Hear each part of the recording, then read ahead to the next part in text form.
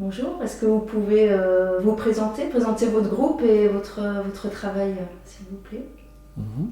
Eh bien bonjour, je suis Catherine et je fais partie du groupe de constituants La Cabane et Le Granier. Deux groupes de constituants qui travaillent depuis presque 1 an et demi maintenant sur l'élaboration d'une nouvelle constitution voilà, au niveau de la Savoie.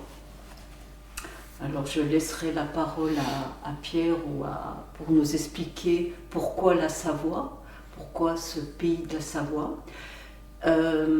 Je suis là depuis, je me suis intéressée à cette constitution depuis ces événements de 2020 par rapport à cette crise sanitaire du Covid.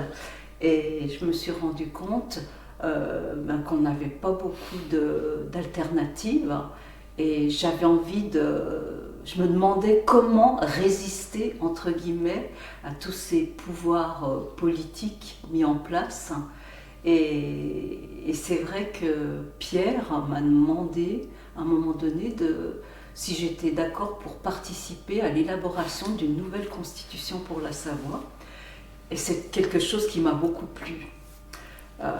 Je me suis dit, en tant que maman, en tant que mamie, et peut-être pour des futures générations, c'était important pour moi de pouvoir participer à cette création d'une nouvelle constitution pour la Savoie. Voilà. Peut-être que tu peux expliquer pourquoi la Savoie, l'histoire de la Savoie qui date quand même de... Oui, la Savoie a été le dernier pays qui a été annexé à la France. C'est une histoire pas très joyeuse pour nous, dans la mesure où on a été vendu, en fait. Donc notre pays a été vendu par notre roi à l'empereur des Français, Napoléon III. Et ça fait l'objet d'un traité. Et il se trouve que ce traité n'a pas été déclaré à l'ONU après la Deuxième Guerre mondiale. Et ça crée une faille, ce qui fait que le traité n'existe plus. Donc nous nous retrouvons dans une situation juridiquement au sens international du terme, où notre pays n'est plus annexé. Donc on revient sur notre liberté, notre indépendance, notre autonomie. Et de fait, ça nous positionne dans un cadre qui nous permet d'envisager une vraie possibilité d'être autonome, quoi.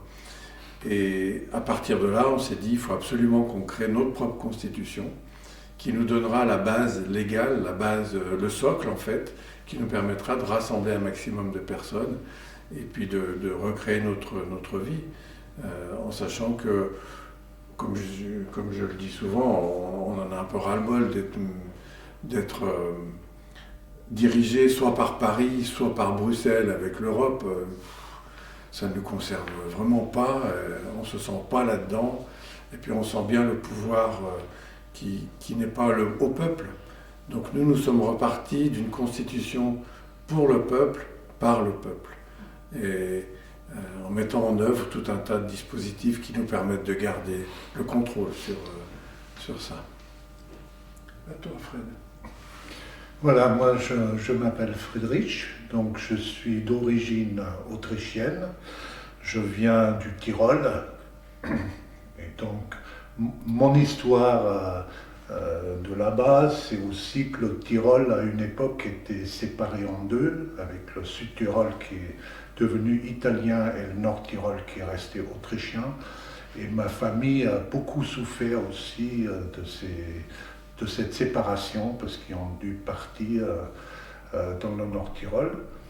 Mais ça, c'est l'histoire ancienne. Donc moi, j'habite depuis bientôt 50 ans en France et en Savoie. Je suis venu en Savoie en 1976 et j'ai fait ma vie ici, professionnelle, familiale. J'ai fondé ma famille ici. Donc je me sens aujourd'hui profondément savoyard, c'est-à-dire c'est mon environnement, c'est mes amis, c'est ma famille. Mais j'ai pas de racines savoisiennes comme mes amis, par exemple. C'est pour ça la démarche pour moi de la Constitution. Pour moi, la Savoie, avec son statut particulier, c'est une opportunité pour expérimenter notre Constitution. Mais pour moi, c'est-à-dire, je ne suis pas forcément un indépendantiste, c'est plutôt pour moi créer ou écrire une Constitution qui va permettre aux personnes de se libérer et de devenir autonomes et souverains. Que ce soit la Savoie, ça serait formidable. Si c'est un autre pays, la France ou on ne sait pas quel pays, pour moi tout me va. Et pour moi le déclencheur c'était aussi la crise Covid qui m'a profondément marqué puisqu'avec Catherine on a travaillé dans le médical plus ou moins. Et on a eu beaucoup d'amis qui étaient suspendus. On est allé manifester tous les samedis, on a créé des liens avec les autres. Et moi, je me suis toujours intéressé à la philosophie et à la politique. Et petit à petit, je me suis posé la question, qu'est-ce qui fait qu'on répète toujours les mêmes erreurs? Et donc, je me suis intéressé à différents sujets, à différents philosophes, différents chercheurs, pour dire, dans la Constitution, il va falloir qu'on trouve des solutions pour qu'on n'a plus affaire à des pouvoirs qui ne veulent plus lâcher et qui nous dominent. Et je pense qu'aujourd'hui, on voit un peu ce qui se passe en France, dans le monde en général, et on se disait, imaginons qu'un pays imaginaire où il y aurait un tyran, un psychopathe au sommet et qui tirie et qui dit je vais faire la guerre au monde entier, nous le peuple on n'a plus rien à dire. C'est pour ça on a vraiment beaucoup réfléchi pour créer une constitution où c'est toujours le peuple qui va décider. Et c'est vrai aussi qu'on a créé beaucoup de liens. On s'est ouvert à d'autres visions du monde. On a fait, personnellement, moi je ne m'intéressais pas du tout à la politique, et comme je vous l'avais dit déjà précédemment, et je me suis rendu compte que c'était bien de pouvoir s'y intéresser. Et on a fait intervenir des gens comme Étienne Chouard, qui est un professeur en droit, en économie, pour pouvoir rédiger notre constitution, ou plutôt lui demander des conseils par rapport à la rédaction de notre constitution. Et ça a été très intéressant. Et lui, en 2005, il a été médiatisé par son nom, par rapport au référendum, par rapport à la Constitution européenne. D'ailleurs, toute la France, 52% des Français avaient dit non pour la Constitution européenne. Et en fait, le président de l'époque a passé outre. Et en fait, on a dû adhérer à cette Constitution européenne, alors que pour Étienne Chouard, lui, une Constitution doit être faite par le peuple, pour le peuple souverain. Et ça, c'est vraiment intéressant. Voilà. Moi, je vais revenir sur la genèse ou la façon dont on s'y est pris. Donc nous, on a créé un petit groupe entre nous, plutôt dans la Savoie du Sud. Et puis, il y a eu un autre groupe qui s'est constitué dans la Savoie du Nord. Et on a travaillé chacun séparément. C'est-à-dire que ceux qui étaient les Hauts-Savoyards, eux, ils sont partis plutôt des anciens travaux de la Ligue savoisienne, qui était un grand mouvement populaire dans les années 90, qui avait vraiment pris une force, qui n'a pas perduré pour plein de raisons. Mais en tout cas, ils avaient déjà écrit une constitution. Eux sont partis de là. et ils l'ont actualisé, on va dire. Ils avaient mis en œuvre des réflexions plus actuelles, alors que nous ici on est parti vraiment, comme on disait, d'une feuille blanche, en disant bah voilà, si on a quelque chose de nouveau, qu'est-ce qu'on propose, comment on voit ça. Et ça a été très instructif et très intéressant de se poser des questions de fond quoi, sur qu'est-ce qu'on a envie de laisser à nos enfants et à nos petits-enfants. Ça, c'était vraiment une démarche passionnante qui nous a même permis de... On s'est projeté dans 50 ans pour se dire, tiens, comment sera notre pays dans 50 ans, s'il n'y a plus de pétrole, s'il n'y a plus de neige, s'il n'y a plus d'or. On a fait un peu des scénarios comme ça, voilà, qui ont un peu de sens, mais en même temps, qui n'en ont peut-être pas, on ne sait pas. Mais ça nous a permis de valider si notre façon de fonctionner pouvait encore être dans 50 ans.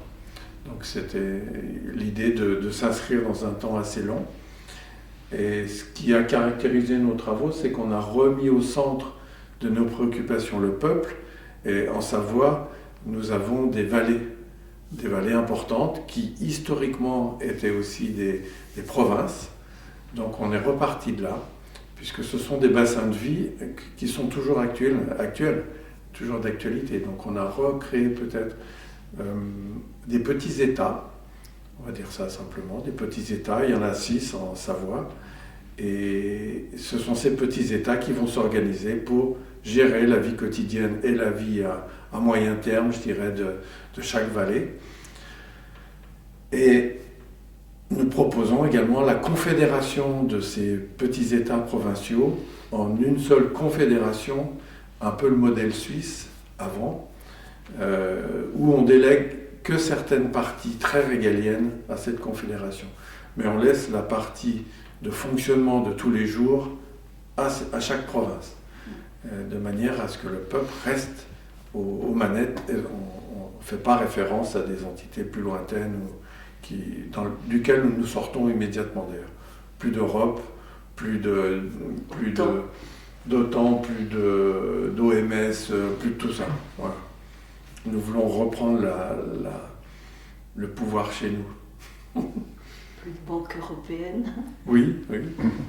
Non, on s'est projeté comme ça. Ouais. Voilà. Je pense que la spécificité, c'est aussi qu'on est parti du principe que le peuple est souverain. Et tout ce qui concerne l'exécutif, que ce soit communal, provincial ou pour l'État, c'est des tirages au sort, uniquement des tirages au sort. Donc, voilà. Nous, on part sur ce principe. Ça a existé dans la République d'Athènes. Ça a fonctionné pendant un certain moment, voilà. Sauf qu'à Athènes, il n'y avait que 10% de la population qui était considérée comme citoyen, puisque les esclaves, les métèques, les femmes n'étaient pas considérés comme citoyens. Donc eux, ils ne pouvaient pas participer au tirage au sort. Donc du coup, il y avait 10%, mais quand même c'était un tirage au sort parmi ces hommes-là, et qui était contrôlé par le peuple après dans les agoras. Et voilà, on pouvait critiquer, on pouvait faire voter des lois, des choses comme ça. Donc c'était déjà intéressant. Sauf que nous, on est allé plus loin. Même Étienne Chouard, qui a quand même vraiment l'habitude depuis 20 ans de travailler sur les constitutions citoyennes, il a dit que c'était courageux d'aller aussi loin, puisque chez nous, c'est tout tirage au sort. C'est-à-dire, nous, on part du principe, si on tire au sort dans une petite commune une quinzaine de conseillers, on va tomber sur des gens extrêmement performants, d'autres moins, peut-être, voilà. Mais on part du principe, comme l'a déjà dit Rousseau dans son contrat social, c'est-à-dire le parti politique, c'est la passion, donc c'est les engueulades, parce qu'il faut être de toute façon en désaccord avec les adversaires, alors que dans un tirage au sort, dans une assemblée, en général, c'est la sagesse qui va à un moment donné dominer, et les passions individuelles vont se dissoudre. Donc nous, on est parti sur le principe que l'homme est bon, Bienveillant. Et que l'homme est performant. Et nous, j'ai pensé hier au soir à la projection où on était de ce film de résistance. Disait, on est 50 personnes dans cette salle, 50 personnes, on est tout à fait capable de gérer notre pays. Il n'y a pas de problème. La sagesse populaire, c'est une réelle sagesse. Et voilà. Du coup, c'est vraiment tirage au sort avec tout le temps des référendums et aussi énormément de contrôle. C'est-à-dire aussi des gens de la population qui sont tirés au sort, qui vont aller dans des instances de contrôle pour surveiller si au niveau du législatif et sinon au niveau de l'exécutif, ça se passe bien. Et si ça ne se passe pas bien, eux, ils sont en lien direct avec le pouvoir judiciaire pour soit démettre une personne qui ne fait pas son travail correctement. Oui. D'ailleurs, dans notre constitution, on a prévu plusieurs styles de référendum. Référendum législatif, pour tout ce qui concerne les lois. Oui, ce qui veut dire que le peuple valide toutes les lois. Tout à fait. C'est le peuple qui valide. Par référendum. Voilà. Et une fois que la loi est adoptée, elle pourra être mise en pratique. Voilà. Il y a aussi le référendum révocatoire. Si jamais quelqu'un des représentants dans les différents pouvoirs législatifs, exécutifs, judiciaires ou de la presse aussi, médias, ne conviennent pas, on va pouvoir faire un référendum révocatoire pour ça. Pour se séparer. Pour se séparer de ce représentant. Voilà. Oui. Voilà. Il y a aussi le référendum au niveau constitutionnel pour ramener des modifications à la Constitution. Voilà. On a vraiment voulu que le pouvoir soit donné au peuple, avec des outils lui permettant d'exercer ce pouvoir pleinement, en sachant que le peuple, c'est le rassemblement de tous ceux qui vivent sur le territoire, et que de fait, le nombre va créer une sagesse, nous croyons beaucoup à la sagesse collective du groupe, et qui se manifeste à chaque instant d'ailleurs, on le voit autour de nous, et non plus d'avoir une élite, soi-disant, qui tire les marrons du feu rien que pour eux, et qui nous exclut totalement. Donc là-dessus, on est bien en phase. Et le fait de s'être rassemblés, justement, c'était très intéressant, le fait d'avoir été deux groupes qui se rassemblent, et on a vu comment on a eu plaisir à travailler ensemble, et ce qu'il en est émergé, c'est vraiment cette sagesse, parce qu'on ne se connaissait pas du tout, et le fait de travailler ensemble, hop, on a vu émerger quelque chose de très beau, enfin qui pour nous paraît très beau, et avec une vraie convergence, parce que c'était pas gagné a priori. Moi j'avais un peu des craintes de dire est-ce qu'on va pas s'opposer, est-ce que ça va pas partir en live, tout ça, et en fait non, c'est au contraire, ça s'est bien regroupé, ça s'est bien rassemblé, et ça a été une belle expérience, une très belle expérience humaine. Ouais.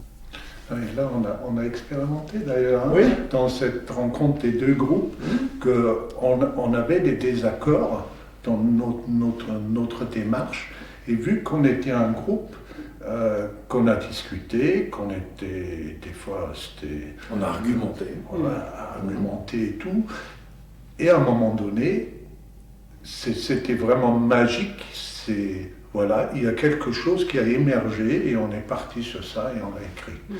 Et c'était formidable parce qu'on l'a vraiment expérimenté du coup dans la pratique. Et c'est vrai qu'il y avait beaucoup d'amour dans ces deux groupes et je pense que c'est très très important. Le respect de l'autre, l'écoute, et c'est quelque chose qui s'apprend en faisant un travail de la sorte.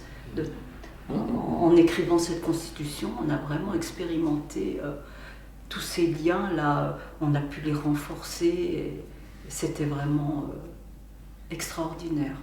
Et en tout cas, moi je peux vous dire que je suis heureuse d'avoir pu participer à cette démarche et j'invite beaucoup toutes les personnes à faire cette démarche, d'écrire leur propre constitution, pourquoi pas. C'est très enrichissant, très intéressant. Et ça nous amène vraiment sur le chemin de la souveraineté. Oui. Parce qu'une fois qu'on a écrit ça, ça nous redresse, on se sent bien dans nos godasses, et puis il y a vraiment cet aspect de sentir notre pouvoir personnel qui est là et qui existe, quoi. Et qui se partage avec les autres, c'est magique, hein, c'est vraiment très beau. C'est vraiment une belle approche. Ouais. On peut que souhaiter que d'autres le fassent aussi, et il y en a d'autres qui le font. Hein, donc, et nous, on est prêts à les rencontrer, à discuter, et à échanger. Et c'était Étienne Chouard qui nous racontait qu'il constatait lui aussi qu'en regroupant les gens, on converge naturellement vers un même domaine, vers une même vision. Et de fait, ça devient intéressant parce qu'on part chacun de notre côté et on arrive presque au même endroit. Magique. Donc voilà. Et du coup, le fait de partir d'un territoire régional comme ça, Oui. C'est vraiment en osmose, en correspondance avec ce modèle que vous avez développé. Il y a un lien entre les deux, ou est-ce que le modèle sur lequel vous avez travaillé peut être applicable à un territoire plus grand ? Nous, on pense que oui, c'est certainement applicable. Hein. C'est vrai qu'on a travaillé sur notre territoire, c'est celui qu'on connaît le mieux. Comme je disais tout à l'heure, avec nos provinces, nos vallées, qui sont très spécifiques. Par exemple, on a la présence de Genève qui est dans un coin et qui influence beaucoup toute une partie. Et que ça n'a rien à voir avec, par exemple, les stations d'altitude, la Tarentaise, etc. On sent bien qu'il y a deux mondes très différents, et l'intérêt, c'est justement d'arriver à ce que tout le monde s'y retrouve, parce qu'on a créé des modules qui s'appliquent à chaque province. Et moi, je pense qu'après, c'est duplicable à plein d'endroits, ce modèle. Parce qu'on dit souvent de la démocratie athénienne que ça fonctionnait bien parce qu'ils étaient un groupe restreint, quoi. Oui. Certainement. Mais je crois que c'est pour ça qu'après, il faut reconstituer des unités suffisamment petites pour que les gens apprennent à se connaître et puis surtout partagent les mêmes intérêts, les mêmes contraintes, parce que là, les mêmes valeurs, notre vie, elle est contrainte par cet environnement. Si vous habitez, je sais pas, à Bourg-Saint-Maurice, c'est sûr que de venir à Chambéry, c'est déjà un petit voyage. Et que de fait, il faut vraiment que cette vallée puisse trouver son propre équilibre et sa démarche pour se constituer son bassin de vie qui soit efficace. Donc voilà. Et alors la prochaine étape, ce serait quoi? D'éditer des papiers d'identité pour pouvoir les donner à ceux qui aspirent à cette... C'est déjà en cours, effectivement, de permettre à ceux qui se sentent savoisiens de faire la démarche de se faire, on va dire, référencer, puisque c'est sur cette base-là qu'on pourra faire les référendums, qu'on pourra faire les tirages au sort et qu'on pourra créer les chambres de contrôle. Donc et aussi faire les assemblées. Oui. Donc ce seront des petites assemblées provinciales, mais qui vont être le cœur du système, vraiment le cœur du système. Après, pour nous, la prochaine démarche, parce que là, ça reste du papier et du théorique, donc maintenant, ce que nous souhaitons, c'est tester en réel, de manière complètement, je dirais, parallèle avec le système français qui est toujours là, il ne faut pas se leurrer. Et nous, on va créer une petite assemblée, on va créer pour pouvoir tester, valider ce que nous proposons et le mettre en œuvre. Voilà. Donc c'est ça notre prochaine étape, qui va nous mobiliser beaucoup. Donc voilà. Et est-ce que vous avez peut-être des idées sur comment ça peut se concrétiser dans l'avenir? C'est-à-dire, par exemple, une fois qu'il y aura un maximum de gens ici localement qui auront les papiers d'identité de la Savoie libre, est-ce que c'est à ce moment-là que, par exemple, l'État français, forcément, n'aura plus de prise sur la population, puisque à chaque fois qu'il y aura une confrontation, les gens présenteront les papiers.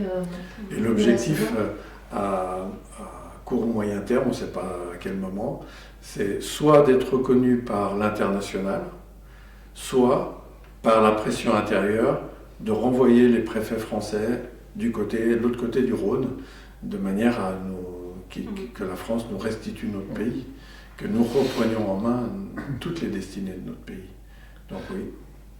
Je pense qu'une de nos réflexions, c'était aussi de dire, actuellement, peut-être c'est un petit peu un rêve, mais on est parti sur le principe qu'il est possible qu'à un moment donné, il va y avoir des effondrements, il y a quelque chose qui va arriver, on voit que ça se passe mal un peu partout dans le monde, et on a dit le jour où, imaginons que l'économie ou l'État s'écroule, c'est pas le moment de dire comment on va faire pour le futur et écrire une constitution.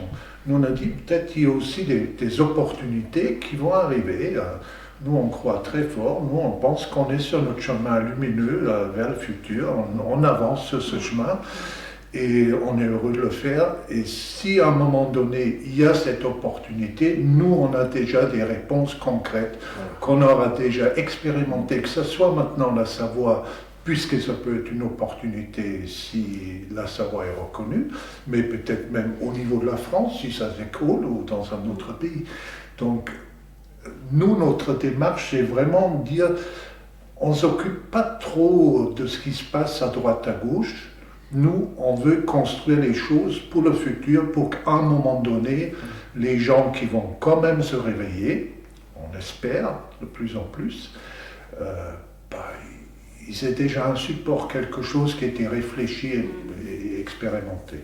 Et c'est vrai qu'on avance avec ça. Et maintenant, on aimerait pouvoir diffuser un peu le travail qu'on a fait. Et c'est vrai que depuis cette crise Covid, on fait partie de pas mal de groupes, groupe Solaris, groupe Covid Soins, et on a créé beaucoup de liens avec ces gens-là qui sont vraiment intéressés par cette constitution et qui nous demandent de venir leur expliquer. Et je pense qu'on va pouvoir avancer, et c'est très bien. Il y a quelquefois, il y a des personnes qui disent oui, mais c'est un peu l'illusion, ça ne marchera jamais, les gens, on n'en a rien à faire de ça. Et nous, on part vraiment du principe que à partir du moment où on redonne la responsabilité aux gens, on leur explique qu'ils aient un pouvoir, qu'ils sortent de cette servitude volontaire décrite par des philosophes. C'est-à-dire, à un moment donné, on va quand même, peut-être avec cette constitution, faire comprendre aux gens qu'ils aient du pouvoir, que les tyrans n'ont aucun pouvoir. Nous, on est nombreux et si on fait des choses correctement, dans la joie, dans la confiance, c'est un rouleau compresseur qui va avancer et personne ne pourra l'arrêter. Donc nous, c'est un petit peu... Nous, ce qui nous intéresse, c'est notre fil conducteur, on peut dire, et on le dit à chaque fois, on avance et tant qu'on sent qu'on est heureux, que ça nous porte, la joie augmente la puissance d'agir. Et nous on dit, si on est joyeux, si on sent qu'on est dans le juste, dans la vérité, qu'on avance, c'est qu'on avance. Après le reste, on verra. C'est pas très important, mais on sait que ça se fera.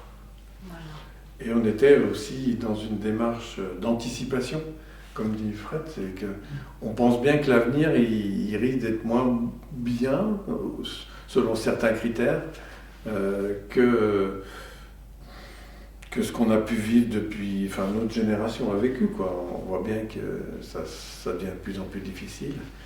Et de fait, de se préparer et de créer les conditions qui permettront à nos enfants et nos petits-enfants de pouvoir vivre correctement dans notre pays,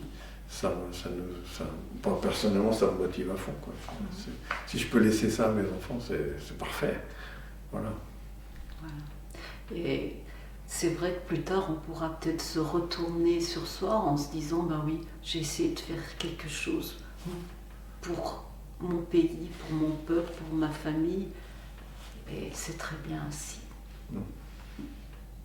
Voilà. Bravo à tous les trois pour ce beau projet qui Merci. va sûrement devenir réalité. Merci. Avec toute cette force de conviction, Oui, cette joie, il n'y a pas de raison. Cette détermination. Voilà.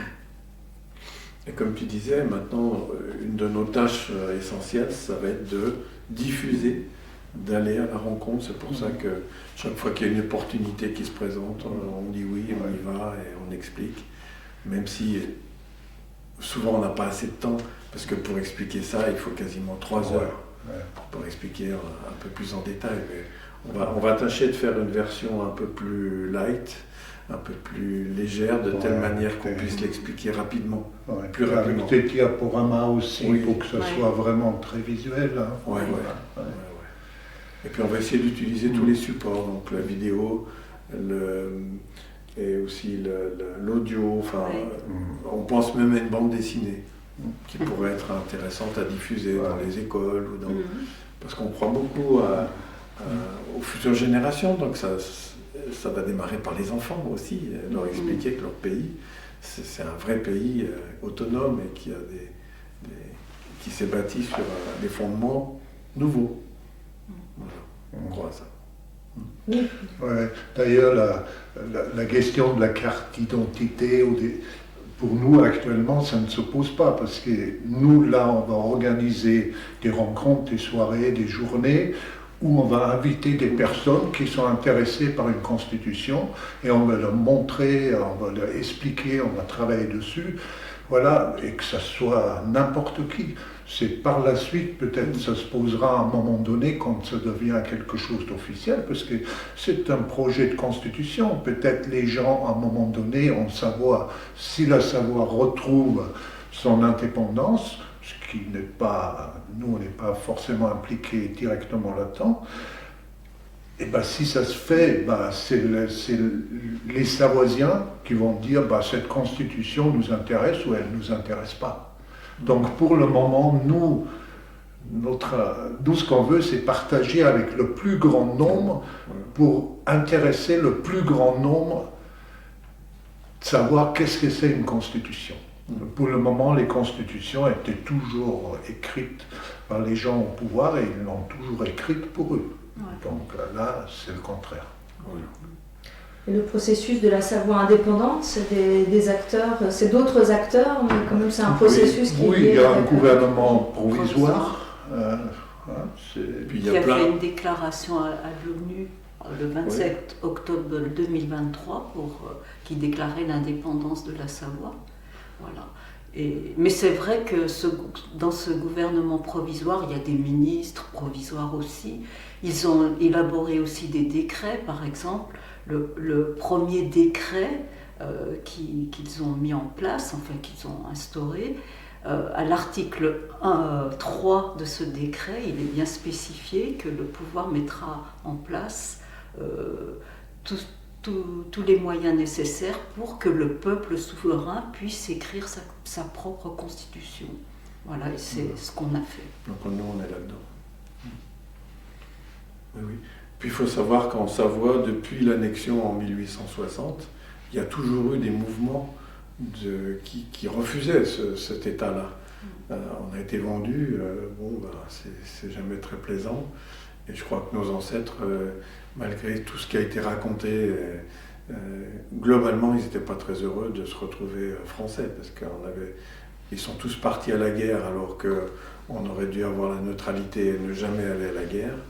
Et les listes sont grandes dans les villages de tous ceux qui sont morts, aussi bien en 14-18 qu'en 39-45. Donc là-dessus, il n'y a pas photo, il y a une vraie résistance, parce qu'on a été trompé, on a vraiment été trompé. Et ça crée plein de mouvements en fait.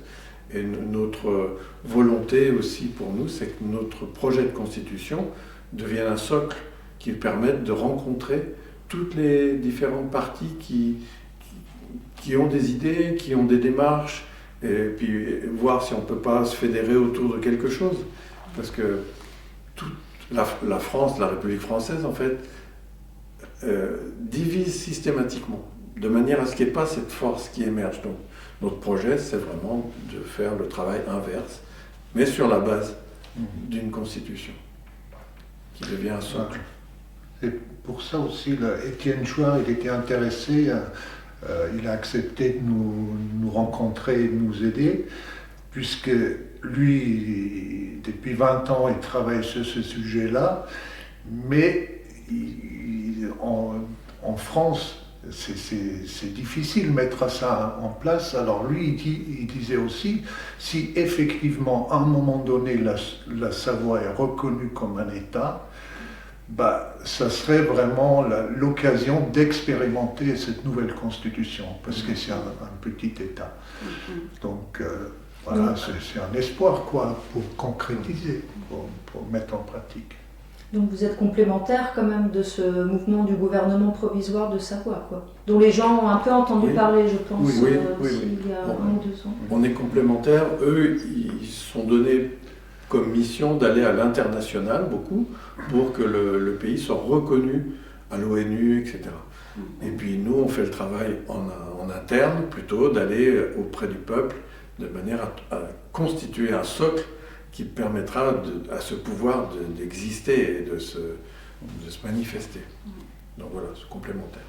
Oui, puisque la reconnaissance internationale, elle a eu lieu, puisque le gouvernement provisoire s'est autodéclaré. Disons elle a été déposée, l'indépendance a été déposée avec toute une liste de justifications qui sont des justifications juridiques, qui montrent bien que c'est comme le disait l'avocat, chacun peut reprendre les textes et arriver à la même conclusion. Et la conclusion, c'est que la Savoie n'a plus de traité d'annexion avec la France. Ça, c'est imparable. Donc, partant de cet état de fait, nous devons retrouver aujourd'hui notre pouvoir en tant que Savoie, qui a été un vieux pays de plus de 1000 ans d'existence, qui a compté en Europe, et reprendre en main notre destinée. Donc c'est ça notre objectif. Oui, Comment reprendre en main notre destinée. C'est la balle est dans le camp de la population maintenant de s'approprier ces outils. En sachant que nous avons été colonisés. C'est-à-dire que c'est la difficulté, il ne faut pas que je fasse bêtise.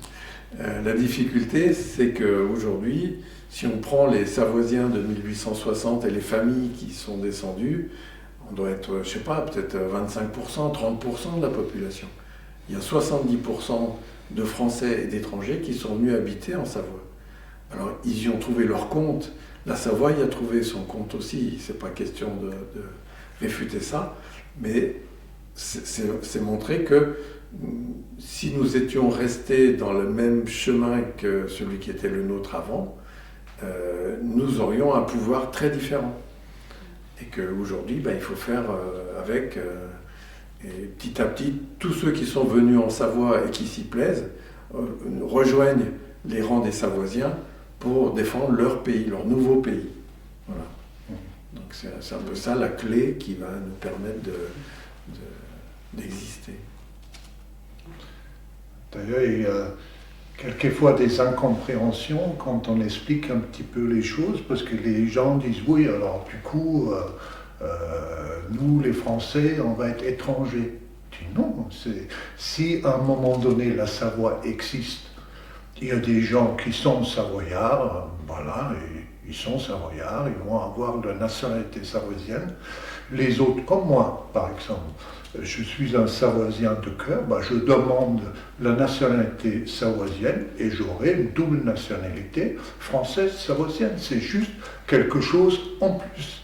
Donc il n'y a aucun problème. C'est vraiment une ouverture vers la France, vers les autres pays. C'est pas un truc pour s'enfermer et dire on est les Savoisiens. C'est pas du tout ça. C'est pas du tout notre approche. Oui, de la même façon que souvent quand on parle d'indépendance, on pense tout de suite aux questions économiques. Oui. Et bien sûr, ne pas sortir du marché tel qu'il est dans un premier temps, c'est quand même indispensable de penser une autarcie, mais en même temps avec des échanges avec le reste des territoires. Absolument. Ce qu'on dit, c'est que nous, on veut retrouver notre centre, notre pays, mais que ce pays est complètement ouvert sur le monde. Donc il n'est pas question de fermer, il y aura des frontières, mais ce n'est pas pour fermer le pays, c'est au contraire pour l'ouvrir à tout ce qui peut être en termes d'échange et de permettre de continuer à vivre de manière très correcte sur notre territoire.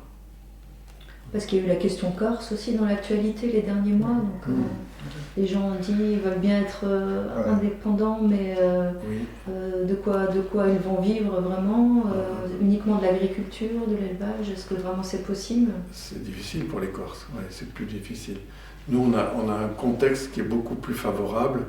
On a de l'industrie, on a du tourisme, on a de l'agriculture, des super produits agricoles qui sont appréciés. Donc, on a beaucoup de force en fait à proposer dans les échanges, et c'est vraiment la base sur laquelle on veut s'appuyer, et développer nos points forts, et puis essayer de minimiser les points de faiblesse qu'on pourrait avoir. Mais on a aussi de l'énergie, on a de la houille blanche, donc des barrages qui produisent de l'électricité. Ça, c'est notre territoire. On a de l'eau, quasiment la moitié des ressources d'eau du pays, quand je dis pays, de la France, sortent des Alpes. Donc voilà, et c'est pas rien. On a vraiment des atouts importants, et l'idée c'est pas de tout garder pour nous, non, c'est de décider nous-mêmes de ce qu'on veut faire de notre pays, en échangeant et en participant justement aux échanges avec le monde. Donc là-dessus, pour nous c'est très clair, c'est pas une autarcie, c'est au contraire une ouverture sur le monde, mais qui sera maîtrisée par nous. Voilà, c'est toute la différence. Notre rêve, c'est un peu que ça puisse devenir un modèle, peut-être. Un modèle qui peut inspirer d'autres pays, d'autres communautés. Voilà. C'est-à-dire, sincèrement, notre démarche, elle n'a jamais été dans la peur. C'était toujours notre référence, c'est qu'on soit heureux de le faire et qu'on sente que c'est quelque chose qui nous porte. Après, voilà. Après, ça peut se mettre en œuvre de plein de façons différentes, et c'est vrai que c'est pas besoin d'anticiper comment les choses se concrétisent quand on sait qu'on est dans une démarche qui est juste. Mais c'est vrai que les gens qui n'ont pas peut-être cette force de conviction qui est la même que vous pour ce sujet-là, parce que peut-être c'est un sujet auquel ils sont moins sensibles, les questions qu'on a abordées sur l'économie, la possibilité de l'autarcie, de l'autonomie, c'est quelque chose qui peut convaincre, je pense, un maximum de public. Et cette notion aussi de créer sa propre monnaie, comme Étienne Chouard nous l'a bien indiqué, c'est important de créer sa propre monnaie basée sur le travail. Voilà, c'est ce qu'on a envie. Et de voir qu'en travaillant sur la Constitution, ça nous donne une force intérieure qui nous permet d'aller l'exposer. Je ne sais pas comment le dire autrement, mais oui, on a cette conviction que c'est possible parce qu'on a fait ce travail et qu'on voit que ce qu'on propose, c'est pas... Voilà, c'est à la portée de tout le monde, vraiment de tout le monde. Et c'est là l'encouragement de ce qu'on voudrait dire à d'autres. Allez-y, il n'y a pas de crainte à avoir là-dessus. Posez-vous ces bonnes questions. Nous l'avons fait en un an de travail, du travail certes, mais nous l'avons fait. Donc on n'est pas différent de Pierre-Paul Jacques, donc allez-y. C'est vraiment à la portée de tout le monde que le peuple se mette dans la situation de se dire comment on peut vivre ensemble, qu'est-ce qu'on a envie de mettre en avant, et de fait, il y a la sagesse collective qui sort, quoi. Comme un jus concentré qui viendrait, pof. Et ça, c'est assez magique. Et par exemple, dans le texte que vous avez écrit, est-ce qu'il y a déjà quelque chose qui est prévu justement pour la monnaie, la banque? Oui. On a créé un système on a imaginé un système plutôt que de le créer, qui nous permettra de garder à nouveau la mainmise sur notre monnaie, notre économie, notre façon de travailler ensemble. Et on s'est inspiré des travaux de différentes personnes, en particulier j'ai bouffé son nom, il faut couper. Tu parles de l'autrichien, non? Non, je parle de la française. C'est en lien avec... Valérie Bull. Valérie Bugeaud. Bugeaud, Ouais. oui. Pas totalement, mais en partie Valérie Bugeaud. Ouais. Parce que son approche sur le monde financier, sur la grande finance qui nous broie, bon bah là c'est clair que nous on veut couper tout ça sans problème. Je sais pas si ça sera. Il faudra sûrement se battre un peu, mais on fera en sorte de ne plus dépendre de ça. Clairement. Et de ne pas permettre que la monnaie serve à la finance plutôt Voilà. qu'à l'économie pure. Quoi. C'est ça, c'est ça. C'est notre espoir. Et on a écrit ça là-dedans. Voilà. Bon, super, bravo Ouais. pour ce projet et on a hâte de suivre les futurs développements. Ouais. Vous voulez rajouter un dernier Non, mot de c'est- conclusion? C'est très bien comme ça. Ouais. Merci beaucoup. Merci, Merci pour votre infiniment. écoute. Merci. Ça fait partie des petites tribunes, des grandes tribunes pour nous, même, qui permettront de faire savoir que ça existe.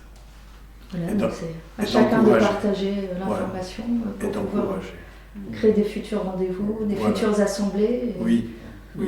promulguer les premières lois. Voilà.